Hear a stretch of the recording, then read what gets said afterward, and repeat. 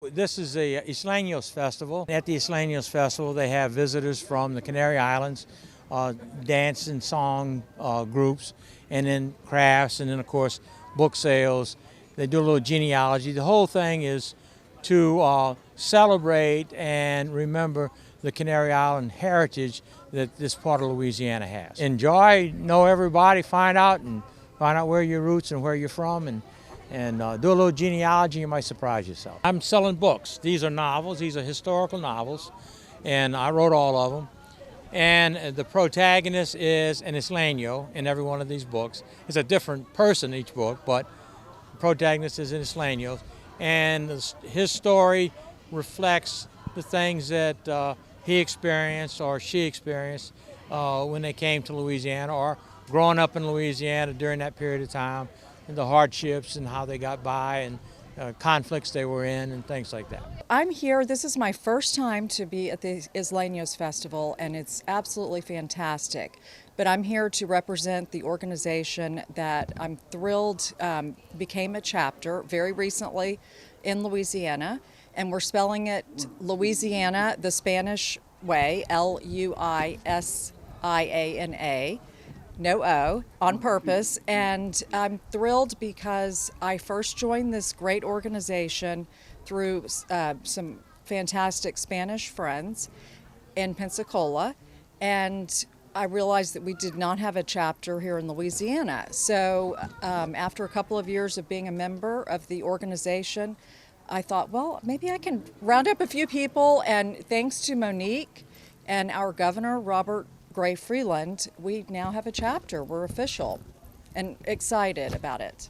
I have no Spanish heritage. I don't speak Spanish, but I didn't realize how important and how unrecognized our Spanish history is here in Louisiana until I joined this organization. And so I hope that people like me that have no Spanish heritage will be excited and want to join the organization. We're going to have some great cultural events. We're going to have some very serious events. We're really looking forward to the Bernardo de Galvez monument being returned to the foot of Canal Street in front of the Four Seasons Hotel. It's under renovation right now in Galveston. I represent an organization that is called Los Granaderos y Damas de Galvez. Los Granaderos y Damas de Galvez is an organization that was created in Texas, then Pensacola, now here. We're an educational organization. Our goal is to let the world at large, people at large, know the role that Spain played during the American Revolution through the work of Galvez. Spain was the third largest contributor to the American Revolution. Many people don't know that. Our dollar sign came out of right here, and it's the S of Spain with the columns of Hercules, which is the symbol of the Gibraltar Channel in Spain and of the king. So we're here promoting ourselves and letting people know who have an interest in Spanish heritage know what we are and what we're doing. I have Isleño blood in me. Unfortunately, my Isleño blood is not from Louisiana.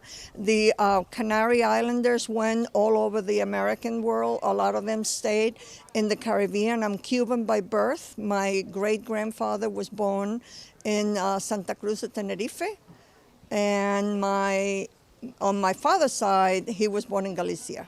I came to New Orleans 7 years ago. The first year I came to it, and I've been here every year. I am representing Louisiana's fourth Spanish governor and one of the great heroes in the American Revolution.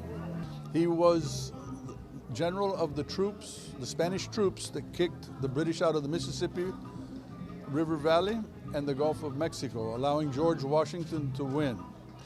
And so we have created an organization in his honor called Granaderos y Damas de Galvez. So men and women are invited, and we honor his memory through educational programs, both with school kids as well as adults. We're from the national park just down the road, Chalmette Battlefield. We partner with the Los Isleños at a couple different events. They come to our Christmas event, we come out to their summer event, and it works out for both of us. We're trying to take you back in time a little bit to about a little over 200 years ago and just down the modern road So in the get-up, we're supposed to be Tennessee militia coming down to help defend New Orleans against the British. This is my first year.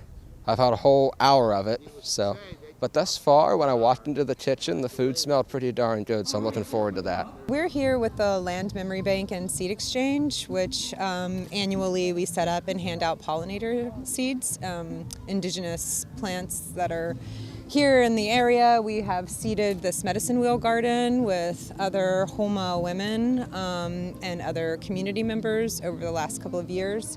And as citizens of the United Homa Nation, we help to organize a collective community building of the lean-to as well as the traditional palmetto and willow round. I really think that the Los Isleños Fiesta is always an opportunity for folks to be outside on the beautiful banks of the Bayou Tarabaf to recognize the history, and for us it's really important to plant seeds for the future. I started to help build with the palmetto structures in 2015, but I've been going to the fiesta since it began.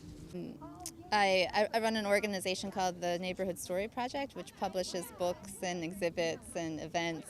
But the books are published through the University of New Orleans Press. For the last few years, I've been collaborating with MONIQUE VERDIN on a book project called Return to Yakni Cheeto that tells the story of Homa migrations from Terrebonne Parish to St. Bernard.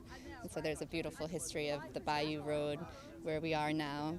And we're here sharing the book, and there's a companion exhibit as well. As we travel down the Bayou Road and see this amazing group of people coming together to look at our critical histories and see how we've come together and how we can create more equitable futures.